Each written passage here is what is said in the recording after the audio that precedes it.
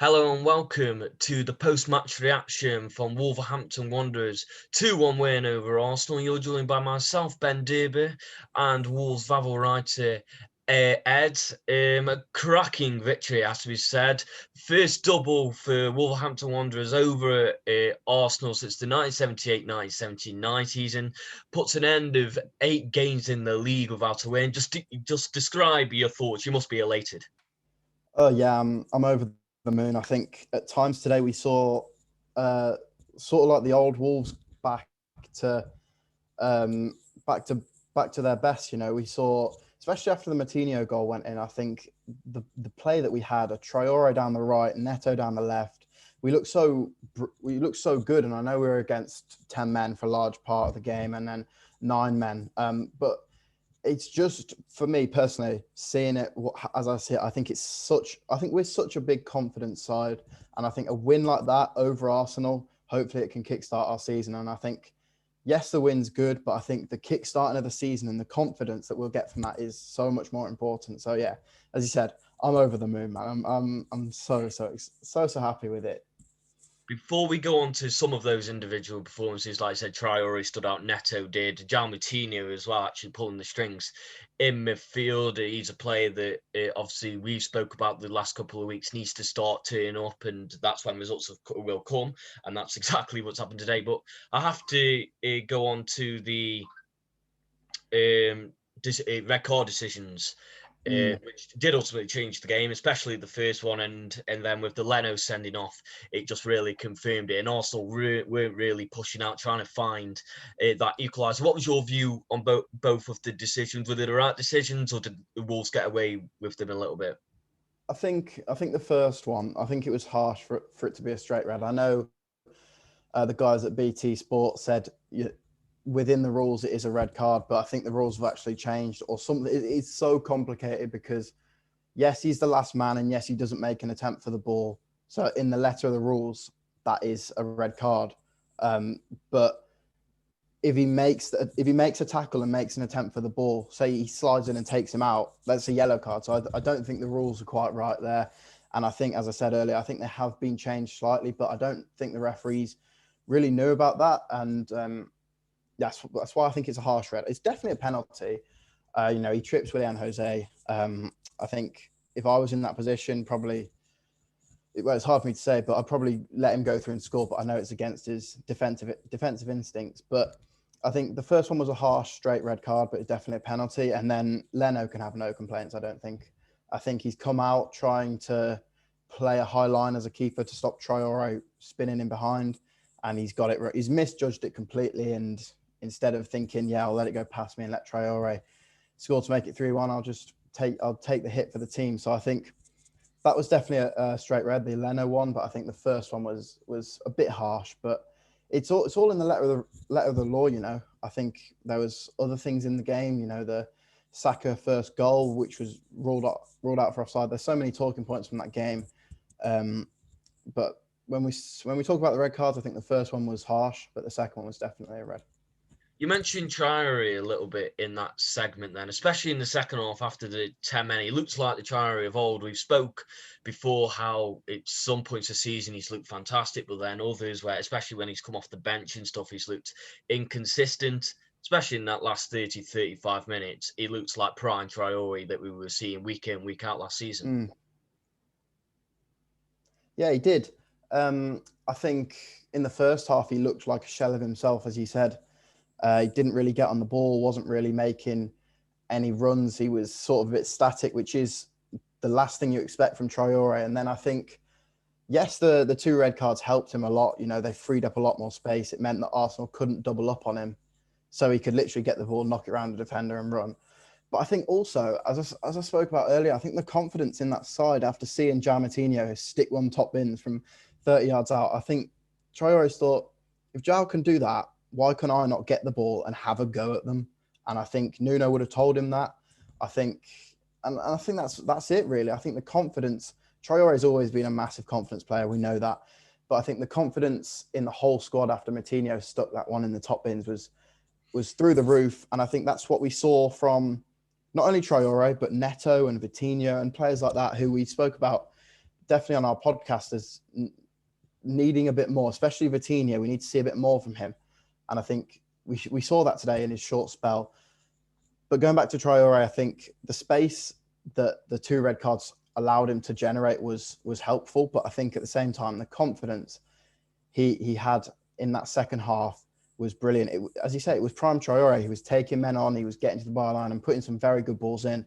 For Willian Jose, who we might touch on later, but I thought he was brilliant today, Willian Jose. But yeah, Traore, top class performance, especially in that second half. Well, we are going to mention Willian Jose, like you do say. I feel like I'm feeling like a little bit of a broken record, but we keep saying we finally found a focal point. Just if he can prove that over the next couple of games, and that's exactly what he was today.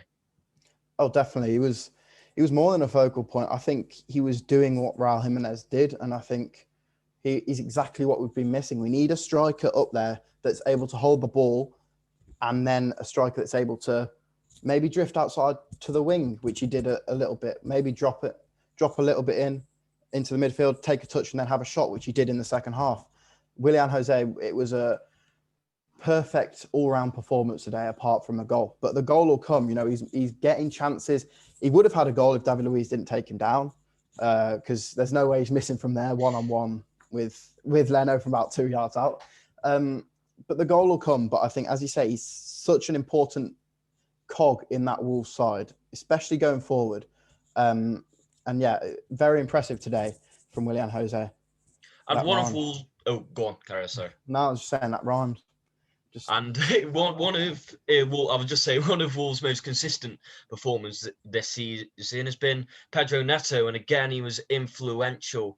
Obviously, before this game, 4 goals, 3 assists, has been fantastic in what has been a bad spell for Wolves. He's been one of the bright sparks. What I want to ask is, I know it will be something that we'll touch on over the next couple of weeks as well. But with the form that he's in and the age, when he's putting performances like that, it must be a worry as well that you're going to lose into someone bigger, because he is such an influence at, like I say, at the age of 20 that he is. Yeah, I think it is a worry that we could potentially lose him, but that's in the future. We can only deal with the here and now. And what I see at the minute in Pedro Neto is a player that is willing to take people on and willing to put in the hard work. He's improved so much from last season to this season. And that might be because Jota's gone and the responsibility falls on him. But the way he's just adapted his game, he's strong on both feet now. He takes players on for fun. And he was skipping around those Arsenal defenders at the end like they weren't there. I know they were tired. I know they had 9 men. But he was skipping around them like they weren't there. And Pedro Neto was brilliant today, especially in the second half. So yeah, very impressive performance from him. But what I would like to say in terms of the whole Wolves performance, I know we won and it's 3 points and everything like that. But in the first half, we were pretty poor at the back. We should have been potentially even 4-0 down in the first half an hour. That's how many chances Arsenal had. And I do think that is not only a worry, but I think it is something that will have to be looked at. I think this result is going to kickstart our season. I've said that on Twitter. I think it will kickstart our season, but we have to address the issues that Saka got through 30 seconds in with a long ball over the top. Saka scored it, was given offside. Pepe hit the bar. Pepe scored from a mistake from Semedo. So I think it's a very positive result, don't get me wrong, but I think there are signs there that we still need to improve, but that will come with confidence, I think. Yeah, I was actually going to touch on the goal. I was actually going to say, he stole the words out of my mouth. Like, one of the negatives from today's performance was it still means that, it extends Wolves not getting clean sheets, if you like. 1 in 15, that is now. And at the end of the day, it was sloppy defending. From an Arsenal point of view, it'll be seen as a great Pepe goal, which it was a good finish and good footwork. But Semedo's been out-muscled and Neves has been done by the touch, and it is a great finish. Can't be taken away from that. But is that still a cause of concern? When we spoke before that over the last couple of seasons, the Wolves have been so consistent with their back three. Obviously played the 4 tonight, but they've been so consistent defensively, and they just make silly mistakes that lead to goal. That's got to be something that's got to keep getting looked at. You've got to cut out the mistakes if you want to, go pushing into the top 10, the top 6, if you like. Definitely. I think, especially in the first, we have this really weird thing where we start so slowly. I don't know if it's because we aren't switched on or we aren't up to pace with the game yet. As I said, Saka got through 30 seconds in. Pepe scored after what? I think it was 8 minutes, wasn't it? Correct me if I'm wrong. Very, very early goal to concede again. And then again, we're chasing the game. We did it at Spurs and we got a point. We did it at Chelsea. We conceded first and we're chasing the game constantly. And I think that is something that will have to be looked at definitely in the summer. But I think for the here and now, I think we just need to switch on at the start. It is a concern, as you said. The amount of silly mistakes we are still making is concerning. I think Semedo has been so much better recently. He's been one of our best players recently. But today he was good today for the goal. However, he was caught lacking on the ball. I think he needed to check his surroundings a bit more. Those 3 Arsenal players converging on him. I think he just needs to get rid of the ball. And I think it's simple things like that. Just if in doubt, don't try and play around with it. Just stick to the basics. If you've got a man in front of you, stand him up. Don't try and tackle him. He's not going to go anywhere. I think that is one thing that we need to get better at, is sticking to the basics of defending. But as I said, when your confidence is low, you make rash decisions and your decision making is completely off. So hopefully this result will lift the confidence and enable every player in that team to make better decisions and feel like they can have a positive impact on the game. Yeah, definitely. Just going back onto the positive side of things, obviously a massive 3 points I've mentioned a couple of times.